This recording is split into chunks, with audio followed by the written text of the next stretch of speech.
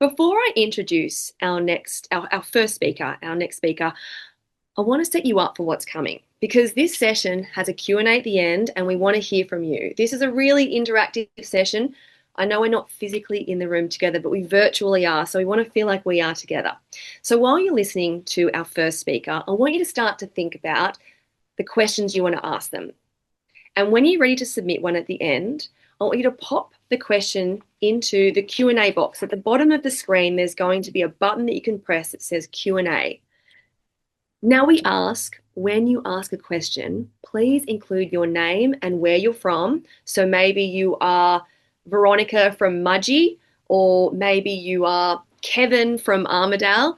If you could pop in your name and where you're from with your question so that we know who's asking the question, so that we can say, thank you so much for your question, Sarah. So just a reminder, name, where you're from, and question. Thank you in advance. Our first speaker graduated from the UK's Royal Military Academy, Sandhurst. 10 years as an officer and helicopter pilot serving internationally for the UN and NATO. From there, 30 years advising boards and CEOs of some of the world's most recognised organisations across the US, Europe, Asia and Australia. Spoken at the World Economic Forum in Davos. He's also followed in Shackleton's footsteps across the Arctic and Antarctic. These days, he lives in Kangaroo Valley, where his wife, Mary, is the secretary of the local show. Today, he's talking about something every single one of us has a stake in: leadership, governance, building shows that last. Introducing Steve Langton. Patrice, thank you for a very generous introduction that I hope I can live up to. Good afternoon, everyone, and thanks for inviting me to share some thoughts today. It's an honor to be invited. This is going to be the most boring segment of the entire conference if I make this a lecture on the legal requirements of governance. So let's go more for the leadership aspects, those conditions that help you do your difficult jobs well in extraordinary changing environments. First of all, I'm not sure I have much of a license or credibility to speak to a group such as this, and I certainly don't have a credible accent. Though as a retreaded POM, my registered home for the last 17 years has been Kangaroo Valley. I'm proud indeed that my wife is secretary of our show, which at 140 years old, that's our show, not my wife yet, is relatively modern show compared to the other 191 in the state. And yes, for the last 30 years, much my based in cities has been developing, advising, and being required to judge boards. And anyone who says they're an expert on that is a liar and a fraud. It's just too big a topic, too complex. But we can now see clearly the patterns of trends of why boards and committees succeed. And I hope to share some of those behind the scenes patterns with you today. What got us successful won't keep us successful. And that's probably the single most heard phrase in boardrooms around the world right now. Despite the true paradise of the regions that you go to work in, the working title of my talk for the next 10 minutes or so has been perhaps Life on a Committee, Another Day in Paradox. On one hand, you're the fierce defenders of tradition, of history, of the legacy handed to you by the community elders who came before. On the other, you're the ones who've got to lead the reinvention that keeps these shows alive for another century. This added to the fact that you have such finite resources, budgets, time, your volunteers, you have important day lives, and the fact that your committee role is part of your community and therefore part of your own identity. This is why your committee, I might argue, is far more testing an environment than any corporate board out there. In the corporate boards, we judge this fine balance of their roles to both promote and protect their organisation. You have to do that constantly, protecting the past, keeping tradition and heritage, and making sure we're available for tomorrow's needs, tomorrow's visitors. That's the paradox of purpose on your committee. So what can we learn from those corporate boards, those that thrive, as well as those that are now extinct, as a source of ideas that might be helpful for you right now as you plan the year ahead. In the corporate world, we absorb, we even evaluate. In fact, we'll go to court judging the effectiveness of a board balancing two tasks, conformance and performance. Conformance, obeying the rules, ticking the boxes, adhering to regulations, and performance, actually doing the thing you're meant to be doing to deliver the show. So consider the weight you have to carry. The administrative burden of running a show is dramatically heavier than just 10 years ago. Public liability, food handling certification, child safety frameworks, animal welfare auditing, biosecurity, we could go on. It's easy for me as an outsider to see that your role that once might have been an organizing committee is already far more akin to being a governance board of today. So are we stepping up to that? Compliance has such a gravity to it. Indeed, it spoils the fun and the reason we might be volunteering to do these things. But the real risk isn't that a committee gets sued for missing a new role. Actually, the real risk to the movement is that these roles become so heavy that committee secretaries, treasurers, presidents, or anyone else on the committee, that becomes far too uninhabitable for people with real life responsibilities to be able to commit the time to it. So what can we draw that might make this a little bit easier to perform? Every corporate case study ever taught, there's one rule for sustained success, and that is knowing that what made us successful won't on its own keep us successful. Do not confuse activity, ambition, or history with your purpose. Kodak fiercely, stubbornly, but very proudly believed its purpose was a film company. But it should have believed that its purpose was to help people capture memories. In 1975, it was Kodak that actually invented and built the first digital camera. They had that future in their hands, but they put it back in the drawer because the future didn't look like the past that had become its proud tradition. So the role of modern boards needs to challenge this. Are we meant to promote, sustain, protect, stay the same? Company directors are not legally accountable to shareholders or customers or employees or communities, though we might think they are. The Australian Corporations Act 2001, and I just bored myself there for a moment even saying that, holds that board directors are accountable for just one thing, and that is simply to always act in the best interests of the organization. And achieving that means not everyone gets their way all the time. Not every stakeholder gives you an A grade at any one time. But in doing the best thing by the organization, it's about dealing with ambiguity and complexity and swamping in ideas and initiatives that stifle a board. The constantly failing committee of the British rowing team in the 1990s decided to change by asking one question. And with hundreds of overwhelming, well-meaning ideas, agendas, initiatives, better diets, better training regimes, better innovation, better boats, they stopped and just held everything up against one question. Is what we're doing making the boat go faster? And at that point, everything came clear to an aligned committee. So I might challenge, what is the equivalent question for your show? What is that one priority question that aligns your committee and helps you prioritize some of these huge agendas? So one of the most important insights that I want to share is the reasons for boards and committees succeeding. And it's got a little bit to do with just how hard the work, the effort, the commitment you put into it. It's hugely to do, though, with do you have the right conditions in place that make that hard work effective? So what are these precious conditions, and can we control them? Well, there are just three. That's it. Every time a board is dragged through the courts or a board is celebrated for success, there's only three things that explained it. And when one fails, the board fails. And when all are in place, the board thrives. So as I share these three things, please just imagine your own committee and apply these as a bit of a lens to see how you're faring against them.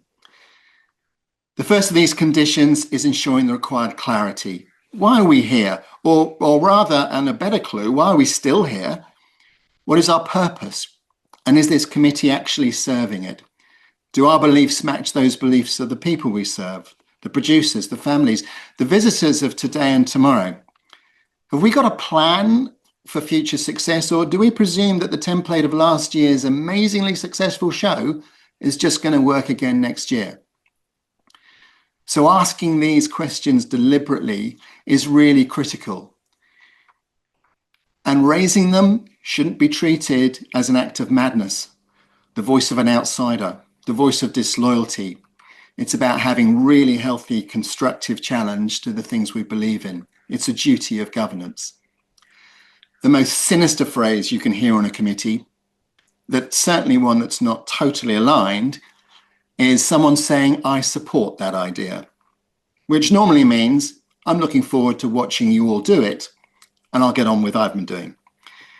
We can't survive on that. It has to be, I commit to this idea. So clarity in establishing that, a clear role for a president, but also for everybody. So if clarity is in place, the second condition is capability.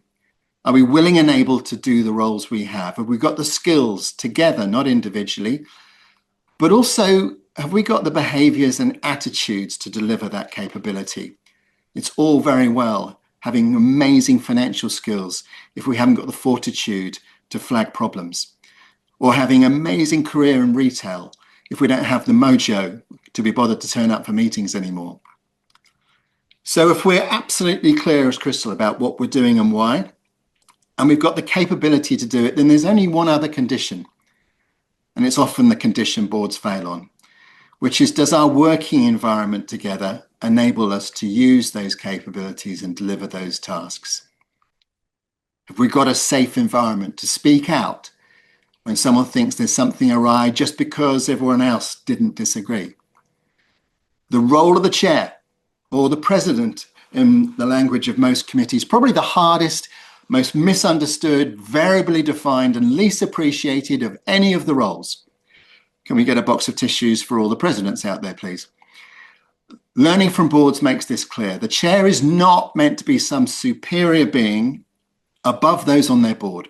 They may have a different point of view, but seldom a better one, and we might elevate that belief in their opinions because of their status or their role. So do we have equality on the board? And do we have trust? There is no condition to use capability successfully unless there's an environment of trust. And when we're called into boards that are being indicted, you hear from management, it was impossible to trust a board that obviously didn't trust itself. What's the coefficient you give for trust on your own committee? It's far more important than competence and commitment. So there we have it. Clarity, capability, environment. Problems are easily blamed on the capability and environment bit, but in my experience, it's always founded in clarity. And that's the thing a committee can most easily fix. So how are your thoughts as we start to consider this? The hardest thing is because for you, this is personal. You're proud volunteers. You're bringing your hearts in, not just your minds. Your role is part of your identity, but you shouldn't have to be paying a tax for that. Your challenges are not just intellectual when they're raised, they're personal values and beliefs. And emotion is the energy of a board, so much so that corporate boards are trying to build that sense of personal identity in the way they're choosing and selecting and developing their boards. So in concluding, I want to come back to this tension, this paradox apparent, this negotiation you have between fighting to protect tradition and heritage and ensuring you're changing to be relevant for tomorrow. What if change, and I put this to you watching so many boards, what if change, innovation, reinvention, pioneering, adapting, what if that is the tradition of your shows, not counter to it? The very first show, October 1823 in Parramatta, Edward Wollstonecraft publicly demonstrated a cultivator, scary new piece of technology, and it was met with skepticism. 200 years later, drone demonstrations, soil health workshops, robotics displays. I put it to you that actually you're going to innovate and renew and reinvent in order to protect the old ways And it seems that that's always actually been a huge part of the legacy of the ag shows of the state. So think about the word tradition. On one of the bank boards that failed recently, the definition of tradition was it's us giving in to the peer pressure of those no longer with us. So I'm going to finish up now. Enjoy, hoping to get some questions. Please go back to your committees. You serve extraordinarily and deserve all the praise you get. Check you have your conditions in place to thrive and deliver that tradition of reinvention. And like every other board, enjoy another successful year in Paradox. Back to you, Patrice. Thank you, Steve. What a thought. What if innovating is a tradition of shows? This is something that they do all the time. That's a fantastic thing to ponder on. So, Steve, we have a question for you first up. And please, if you've got a burning question for Steve right now, please drop it in the Q&A box down below. Hit that Q&A, drop your question in with your name and where you're from. First question for you, Steve. Janine from Forbes has asked, how do we entice younger people to join the committee when so many have been scared off by the cohort that have been there forever and continually got their own way? There is an absolute duty of a board, and that is to make itself obsolete. That the conditions of success for today and the skills we need today, they're changing so fast. And in the corporate boards, the idea of succession is now the thing which they're going to be most held accountable for. In fact, it's the lawyers call it that their succession commitment has to be disclosable and discoverable. Right now, one of the world's biggest companies, BP, is in some very unhelpful press about how it managed succession. Succession isn't about replacement. It's about finding people that are going to inherit a different world, not the one that you have created. And the theme of it seems to be bringing in younger people earlier into the environment of leadership and decision-making of shows, help them feel part of it, help them feel they identify with it and the pride, rather than a reluctant act of duty because my family's always done it, or I'm meant to do it, or no one else would do it. So I think the key we're learning from corporate boards is inclusion and encouragement to unveil what life on these boards is like and bring that participation in sooner rather than people being frightened of what it looks like from outside. Thanks, Janine, for that question. Great question. We've got another question here. Bill from Singleton Show. How do you generate a balance between tradition and innovation to set future direction, Steve? Bill, if you've got an answer to that question, if you can join me in some of our corporate board reviews, it's difficult to talk about because so much emotion is attached to tradition and so much logic is attached to innovation in the future. And those two sides never mix well. So what if we can do that? What if we can recognize and celebrate the traditional side? One of the things that is happening in so many companies that are having to rapidly renew themselves, there's one race in anthropology who celebrate when something dies or someone dies, and that's the Irish. And in some of these boards, they're invoking deliberately something called an Irish funeral. How do we make sure when it's time to move something on, we so celebrate it and revere it and deliberately build it into the decision-making of tomorrow, rather than that we cling to it like some kind of a shrine? The act of tradition is the license to continue. There's only 8 companies in Australia that are still around from the times that almost all of your ag shows were founded. I don't think the corporate world's got it right. And so the secret is finding a way of enshrining and protecting and keeping the storytelling going of tradition without it having to be lived. An Irish funeral. I'm not going to forget that one, Steve. That's so good. Celebrate what's been so that we can move on. So celebrate all that it was, and then we can move on to the new. We've got another great question here for you, Steve. We've got Taylor from Cessnock has asked, what is your advice for the up-and-coming younger generation in show societies who may feel that their ideas may be dismissed or not accepted? Okay, so thank you. It's really clear, certainly from the corporate boards, we often talk about it being Hans Christian Andersen, the Emperor's New Clothes. It's not the ideas that are rejected, it's how we're presenting them. And of course, Hans Christian Andersen recognized the emperor, only a stupid emperor wouldn't recognize the quality of these clothes whilst they wander around naked. So it's easier for committees and boards to say they don't like an idea than perhaps admit we don't understand that idea. And so much of it is actually how are we making an argument? How are we showing the explaining and showing our working? At school, there would have been some math teacher at the bottom of your brilliant answer that wrote, please show your working. And this seems to be the key.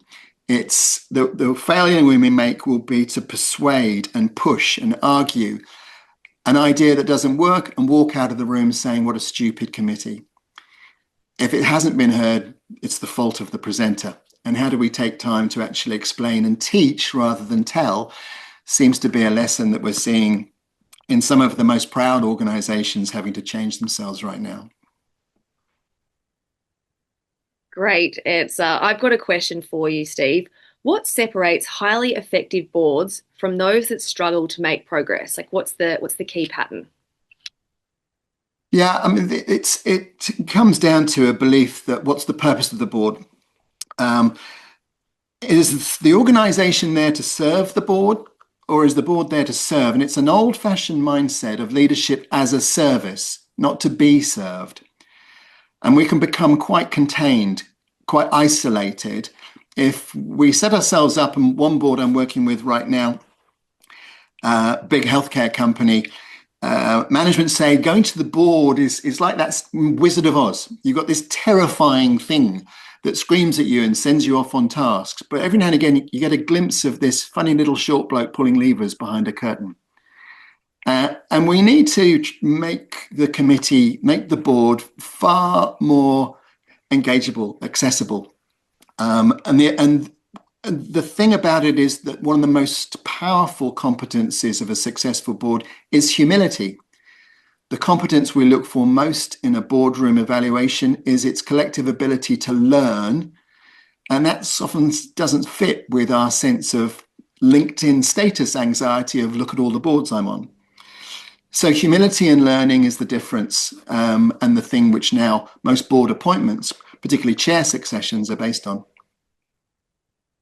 Humility, a great quality to have for a board, remembering that. We've got one more question for you, Steve, and it's from Nicole from Bungendore. What are some examples of tradition versus innovation at an agricultural show?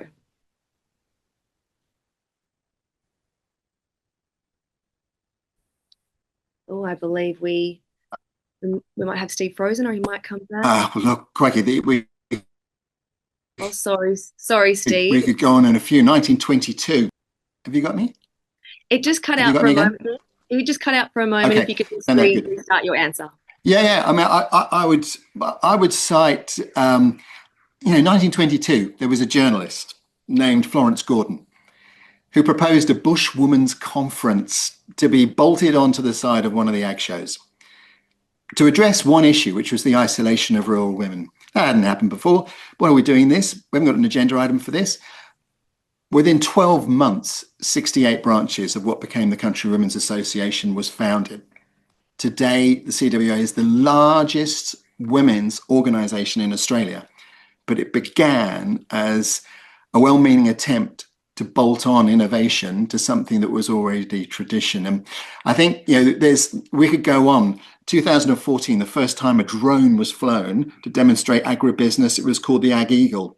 Look at where it comes from. I think we've got loads of examples where perhaps inconveniently, we can see the ag shows have actually always been driven on a spirit of innovation, as long as that is meant to be deliberate rather than an accident and a sideshow.